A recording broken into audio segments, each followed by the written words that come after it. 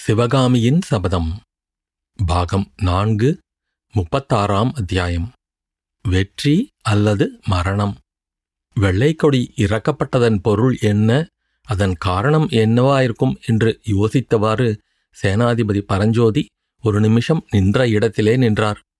அந்த நிமிஷத்திலேயே அவர் மனத்தில் உதித்த கேள்விகளுக்கு விடை சொல்வது போன்ற இந்திரஜால காட்சி கோட்டை மதில் நெடுக காணப்பட்டது. இத்தனை நாளும் வெறுமையாயிருந்த அந்த நெடிய விசாலமான மதிலின் மீது கையில் வேல் பிடித்த வீரர்கள் வரிசையாக நின்றார்கள். மாலை வேளையின் மஞ்சள் வெயிலில் அவர்கள் தலையில் அணிந்திருந்த இரும்புத் தொப்பிகளும் மார்பில் அணிந்திருந்த செப்புக் கவசங்களும் கையில் பிடித்த வேல்களின் கூரிய முனைகளும் பளபளவென்று ஒளி வீசி திகழ்ந்தன. மகாராஜாதிராஜ சளுக்க குலத்திலக திரிபுவன சக்கரவர்த்தி சத்யாச்சிரய புலிகேசி நீடூழி வாழ்க என்று இடிமுழக்க குரல் ஒலிக்க, அதைத் தொடர்ந்து ஜெய விஜயீ பவ என்று ஆயிரக்கணக்கான குரல்கள் ஏக காலத்தில் ஆர்ப்பரித்தன. அந்த அதிசய காட்சியை பார்த்து கொண்டு சேனாதிபதி பரஞ்சோதி சிறிது நேரம் திகைப்புற்று நின்றார். அதோ அதோ என்று அவர் பக்கத்திலிருந்த வீரர்களில் ஒருவன் கூவிய வண்ணம் கோட்டை முன்வாசலின் உச்சியை சுட்டிக்காட்டினான். அங்கே நெடிதுயர்ந்த கம்பீர உருவம் ஒன்று நின்று சுற்றுமுற்றும் பார்த்து கொண்டிருந்தது. அந்த உருவம் புலிகேசி சக்கரவர்த்தியினுடையதுதான், சந்தேகமில்லை. வெள்ளைக்கொடி இறங்கியதன் தாத்பரியம் பரஞ்சோதிக்கு அந்த கணமே நன்கு விளங்கிவிட்டது. புலிகேசி சக்கரவர்த்தி யுத்த காலத்திலிருந்து தப்பி பிழைத்து இரகசிய சுரங்க வழி மூலமாகவோ அல்லது இரவு வேளையில் பல்லவ வீரர் காவலை மீறி மதில் மீது ஏறி குதித்தோ கோட்டைக்குள்ளே வந்து சேர்ந்துவிட்டார். சமாதானம் என்ற பேச்சு இனி இல்லை. யுத்தம் செய்தே ஆக வேண்டும். கோட்டையை தாக்கியே தீர வேண்டும். இன்னும் 1000 மனிதர்களின் இரத்தம் வெள்ளமாக ஓடியே ஆக வேண்டும். வாதாபி நகரம் தீப்பட்டு எரிந்தே தீர வேண்டும். இப்படி சேனாதிபதி எண்ணமிட்டு கொண்டிருக்கையில் கோட்டை வாசல் உச்சியிலிருந்து திடீரென்று ஓர் அம்பு ஜிவ்வென்று பறந்து வந்தது. பரஞ்சோதியின் தலைக்கு நேராக அந்த அம்பு வந்ததை பார்த்து அருகில் நின்ற வீரர்கள் ஹாஹாகாரம் செய்தார்கள். ஒரு க்ஷண நேரம் அவர்கள் அவ்வளவு பேருக்கும் நெஞ்சத் துடிப்பு நின்று போயிருந்தது. நல்ல வேளையாக அந்த அம்பு சேனாதிபதியின் தலைக்கு மேலே ஒரு சாண் உயரத்தில் பாய்ந்து சென்று அவருக்கு பின்னால் பூமியில் குத்திட்டு நின்றது. மற்றவர்கள் எல்லாரும் திகிலடைந்த போதிலும் சேனாதிபதி ஒரு சிறிதும் கலங்கவில்லை. முகத்தில் புன்னகையுடன் தரையில் பாய்ந்த அம்பை எடுக்கும்படி கட்டளையிட்டார். அதன் இறகில் ஒரு சிறு ஓலைச்சீட்டு கட்டியிருந்தது. அதை எடுத்து பரஞ்சோதி படித்தார். வெற்றி அல்லது மரணம் என்று அதில் எழுதியிருந்தது. பரஞ்சோதியின் இருதயத்திலிருந்து ஒரு பெரிய பாரம் இறங்கியது போல் இருந்தது. அவருடைய உள்ளத்திலே நடந்து கொண்டிருந்த போராட்டத்திற்கு இனி இடமில்லை.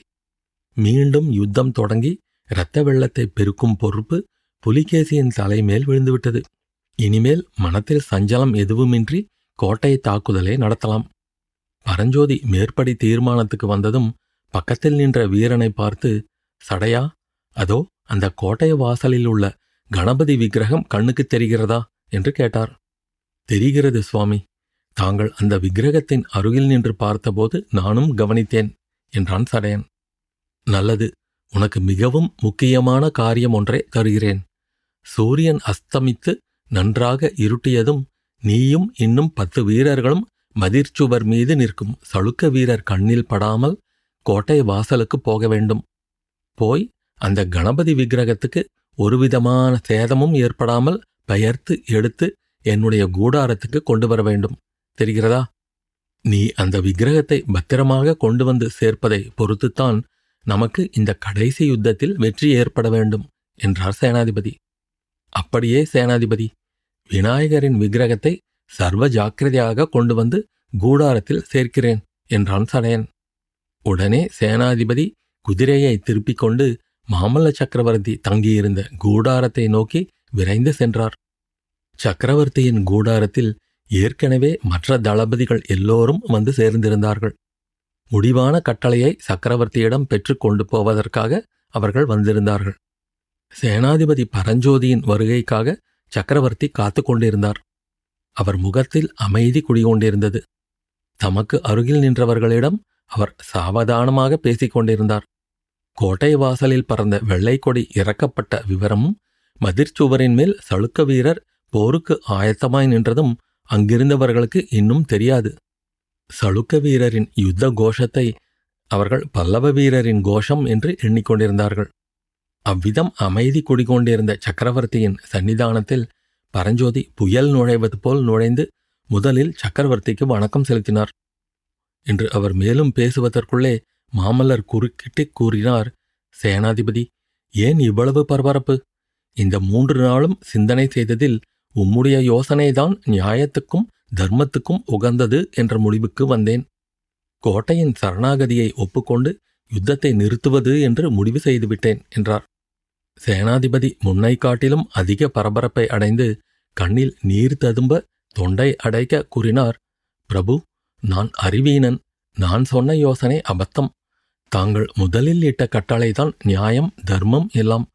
என் யோசனைப்படி 3 நாள் தாமதித்ததே பெருந்தவறு. பிரபு, கோட்டை வாசலில் வெள்ளை கொடி இறங்கிவிட்டது. மதிர்ச்சுவர் மேல் சளுக்க வீரர்கள் போர்க்கோலம் பூண்டு நிற்கிறார்கள். பரஞ்சோதி இவ்விதம் சொன்னதைக் கேட்டு அங்கிருந்தவர்கள் அனைவரும் அளவற்ற வியப்பும் ஆத்திரமும் அடைந்தார்கள். சக்கரவர்த்தி தாம் வீற்றிருந்த ஆசனத்திலிருந்து துள்ளி குதித்து எழுந்து, சேனாதிபதி, நீர் சொல்வது உண்மைதானா என்று கர்ஜித்தார். உண்மை பிரபு, என் கண்ணாலேயே பார்த்தேன். பார்த்துவிட்டு நேரே இவ்விடம் வருகிறேன்.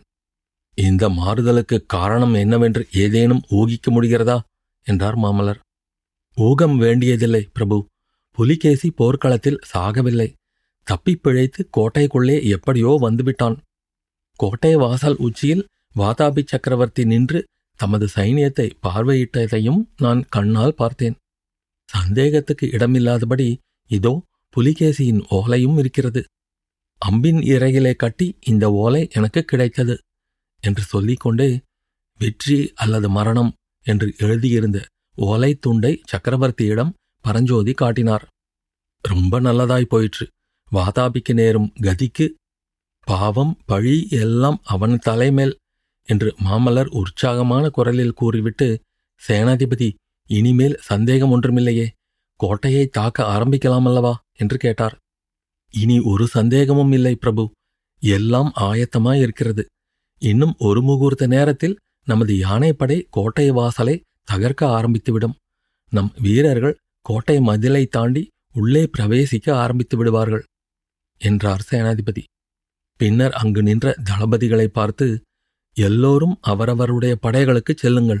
நகரத்துக்குள்ளே எப்படி நடந்து கொள்ள வேண்டும் என்பதை இன்னொரு தடவை நம் வீரர்களுக்கெல்லாம் ஞாபகப்படுத்துங்கள். பேரிகை முழக்கம் கேட்டதும் புறப்படுவதற்கு ஆயத்தமாயிருங்கள் என்றார். இதைக் கேட்டதும் அங்கு நின்ற தளபதிகள் எல்லோரும் சக்கரவர்த்திக்கும் சேனாதிபதிக்கும் வணக்கம் செலுத்திவிட்டு உற்சாகத்துடன் விரைந்து வெளியே சென்றார்கள். சக்கரவர்த்தியும் அவருடைய மெய்க்காவலர் இருவரும் மானவன்மரும் சேனாதிபதி பரஞ்சோதியும் மட்டும் அங்கே மிச்சமாயிருந்தார்கள். சேனாதிபதி, நகரத்துக்குள் நடந்து கொள்ள வேண்டியது பற்றி நம் வீரர்களுக்கு என்ன கட்டளையிட்டிருக்கிறீர்கள் என்று கேட்டார் மாமல்ல சக்கரவர்த்தி. பிரபு, குழந்தைகளுக்கும் ஸ்திரீகளுக்கும் எந்த விதத்திலும் துன்பம் உண்டாக்கக்கூடாது என்று கட்டளையிட்டிருக்கிறேன். ஆண் மக்களில் எதிர்த்தவர்களையெல்லாம் கொன்றுவிடும்படியும் பணிந்தவர்களையெல்லாம் சிறைப்பிடிக்கும்படியும் கட்டளையிட்டிருக்கிறேன். வாதாபி நகரில் ஒரு வீடு மிச்சமில்லாமல் எரிந்து சாம்பலாக வேண்டும் என்று கட்டளையிட்டிருக்கிறேன். தீயை அணைக்க முயல்வோரையெல்லாம் கொன்றுவிடும்படி சொல்லியிருக்கிறேன். நகரை விட்டு ஓட முயலும் பிரஜைகளை போகவிடும்படியும், ஆனால் அவர்கள் எந்தவிதமான பொருளையும் கொண்டு போக விடக்கூடாது என்றும் ஆக்ஞையிட்டிருக்கிறேன். நம்முடைய வீரர்கள் வாதாபி நகரிலிருந்து அவரவரால் முடிந்த வரையில் பொருள்களை கொண்டு வந்து சேர்க்க வேண்டுமென்றும், ஒவ்வொருவரும் கொண்டு வருவதில் பாதி பொருள் அவர்களுக்கே திருப்பிக் கொடுக்கப்படும் என்றும் சொல்லியிருக்கிறேன். இன்னும் ஏதேனும் கட்டளை இருந்தால் தெரியப்படுத்த வேண்டும் என்றார் பரஞ்சோதி. சேனாதிபதி, நான் சொல்லுவதற்கு ஒரு விஷயமாவது மிச்சம் வைக்கவில்லை. எல்லாம் முன்யோசனையுடன் செய்திருக்கிறீர்கள் என்றார் மாமல்லர். பிரபு, இன்னும் ஒரு முக்கியமான காரியம் இருக்கிறது. அதை நம் இலங்கை இளவரசருக்கென்றே வைத்திருக்கிறேன். தாங்கள் கட்டளை பிறப்பிக்க வேண்டும் என்றார். மாமல்லர் மறுமொழி சொல்வதற்குள்ளே, சேனாதிபதியின் கட்டளைக்கு காத்திருக்கிறேன் என்றார் மானவன்மர். வாதாபி சக்கரவர்த்தியின் அரண்மனையில் உலகத்திலேயே வேறு எந்த நாட்டு அரசர் அரண்மனையிலும் இல்லாத செல்வங்கள் இருப்பதாக கேள்விப்பட்டிருக்கிறேன். ஹர்ஷவர்தனர் 5 வருஷத்துக்கு ஒரு தடவை தம் செல்வங்களையெல்லாம் பிரஜைகளுக்கு தானம் செய்து விடுகிறார். மகாலோபியான புலிகேசி அப்படியெல்லாம் செய்வதில்லை. 30 வருஷமாக சேகரித்த குபேர சம்பத்துக்கள் புலிகேசியின் அரண்மனையில் இருக்கின்றன. அந்த செல்வங்களை பத்திரமாய் பாதுகாத்து கொண்டு வர வேண்டிய பொறுப்பை மானவன்மர் ஏற்றுக்கொள்ள வேண்டும். எல்லா செல்வங்களையும் அப்புறப்படுத்திவிட்டு பிறகுதான் அரண்மனையை எரிக்க வேண்டும். இந்த காரியத்தில் மானவன்மருக்கு ஒத்தாசை செய்ய 5000 வீரர்களை தனியாக வைத்திருக்கிறேன். இதையெல்லாம் மாமல்லரை பார்த்தே சேனாதிபதி கூறினார். சேனாதிபதி, தங்கள் விருப்பத்தை மானவன்மர் நிறைவேற்றுவார். ஆனால் வாதாபி நகருக்குள்ளே அரண்மனை செல்வங்களைத் தவிர காப்பாற்ற வேண்டிய செல்வம் வேறொன்றும் இல்லையா? அதை பற்றி என்ன ஏற்பாடு செய்திருக்கிறீர்கள் என்று மாமல்லர் கேட்டபோது அவரது குரல் கம்மிற்று. சிவகாமி தேவியை பற்றித்தான் சக்கரவர்த்தி கேட்கிறார் என்பதை பரஞ்சோதி தெரிந்து கொண்டார். பிரபு, அந்த பொறுப்பை மட்டும் அடியேன் வைத்துக் கொண்டிருக்கிறேன். வேறு யாரிடமும் அதை ஒப்புவிக்க எனக்கு விருப்பமில்லை என்றார். ரொம்ப நல்லது. சத்ருக்கனன் இதுவரையில் செய்தி ஒன்றும் கொண்டு வரவில்லையா? ஒவ்வொரு கணமும் அவனைத்தான் எதிர்பார்த்து கொண்டிருக்கிறேன். சேனாதிபதி, எல்லாருக்கும் கட்டளையிட்டீர். எனக்கு மட்டும் ஒரு வேலையும் தரவில்லையே. நான் என்ன செய்யட்டும்? பிரபு, தாங்கள் இங்கேயே இந்த கூடாரத்திலேயே இருக்க வேணும் என்பது அடியேன் பிரார்த்தனை. வாதாபி நகருக்குள் நான் வரவே வேண்டாமா? அவசியமானால் சொல்லி அனுப்புகிறேன். உடனே வந்து சேர ஆயத்தமாயிருக்க வேணும். இப்போது என்னோடு கண்ணனை ரதத்துடன் அனுப்பி வைக்க வேண்டும். அப்படியே அழைத்து கொண்டு போங்கள். இங்கே நான் முள்ளின் மேல் இருப்பது போலத்தான் இருப்பேன். பிரபு, விநாயகப் பெருமான் கருணையால் எல்லாம் நன்றாக முடியும். கவலைப்பட வேண்டாம். அவசியம் ஏற்பட்டதும் உடனே சொல்லி அனுப்புகிறேன். இப்போது விடை கொடுங்கள். போய் வாருங்கள் சேனாதிபதி. வழக்கம்போல் வெற்றி மாலை சூடி திரும்புங்கள். சேனாதிபதி கூடாரத்திலிருந்து விரைந்து சென்றார்.